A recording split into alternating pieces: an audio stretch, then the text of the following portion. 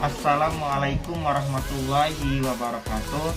Perkenalkan, nama saya Firnanda, NIM 4320-2001P. Saya dari Prodi Teknologi Pangan. Baiklah, pada kesempatan pada hari ini saya akan melakukan praktikum dengan mata kuliah Biokimia Pangan dengan dosen pengampu mata kuliah Bapak Dr. Insinyur Alhanan Nasir MSI dengan judul praktikum yaitu pencoklatan atau browning pada bahan pangan. Tahap pertama yaitu pengupasan pada bahan pangan. Untuk dilakukan pengupasan. Sampel yang ketiga yaitu bahan pangan pisau. Baiklah, untuk bahan pangan yang selanjutnya yaitu pengupasan dengan pisau berkarat.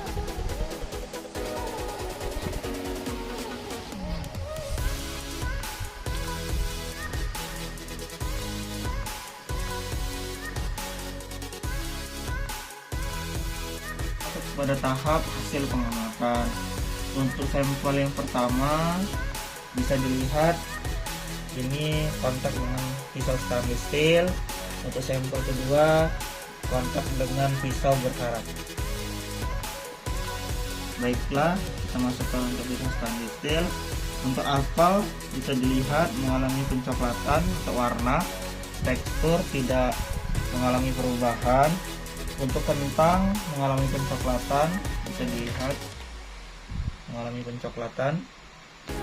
Untuk pisang mentah juga mengalami pencoklatan. Untuk tekstur semua tidak mengalami perubahan. Untuk sampel kedua bisa kita lihat untuk warna dari apel mengalami browning atau pencoklatan.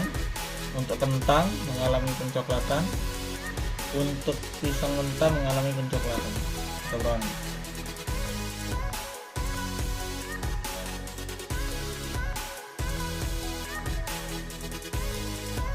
Lanjut, kita eksekusi sampel kedua dengan kontak langsung dengan oksigen. Baiklah, bahan pangan dilakukan pengupasan dengan menggunakan pisau stainless steel. Lanjut, kita sampel kedua yaitu apel. Kita lakukan pengupasan terlebih dahulu. Kita lanjut ke sampel ketiga yaitu pisang. Kita lakukan pengupasan. Kita lanjut ke tahap pembuatan konsentrasi larutan, yaitu ada di sini larutan gula. Saya memakai air 600 ml, berarti konsentrasi garam yang digunakan yaitu 150 gram. Kita timbang terlebih dahulu garamnya.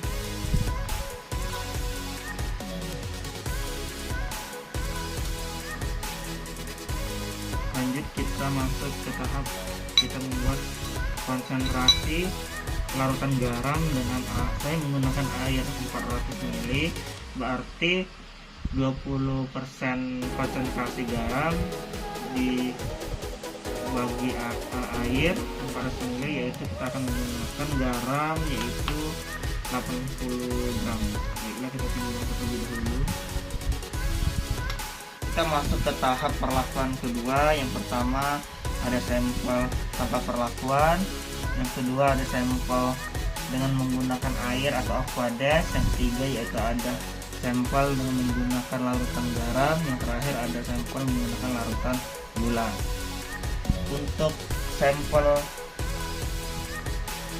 apel yaitu untuk warna mengalami browning dengan tekstur tanpa perubahan. Untuk kentang mengalami browning tanpa tekstur tanpa mengalami perubahan. Untuk pisang browning tanpa teksturnya berubah. Lanjut, kita masuk ke sampel yang kedua yaitu ada apel sedikit mengalami browning. Untuk kentang tidak mengalami browning dengan tekstur juga tidak ada yang berubah dari tiga sampel ini. Untuk pisang sedikit mengalami browning. Untuk selanjutnya yaitu sampel apel dengan perlakuan konsentrasi garam 25% tanpa mengalami proses browning dan tekstur tidak berubah. Untuk pisang tanpa mengalami proses browning, tekstur tidak berubah. Untuk kentang tanpa pencoklatan atau browning, tekstur tidak berubah.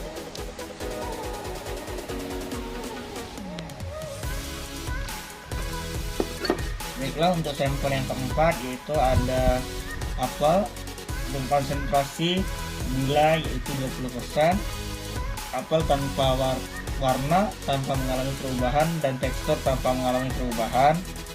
Untuk pisang tanpa mengalami proses browning atau pencoklatan juga, tekstur tidak berubah. Untuk kentang tidak mengalami proses warna browning dan tekstur tidak berubah.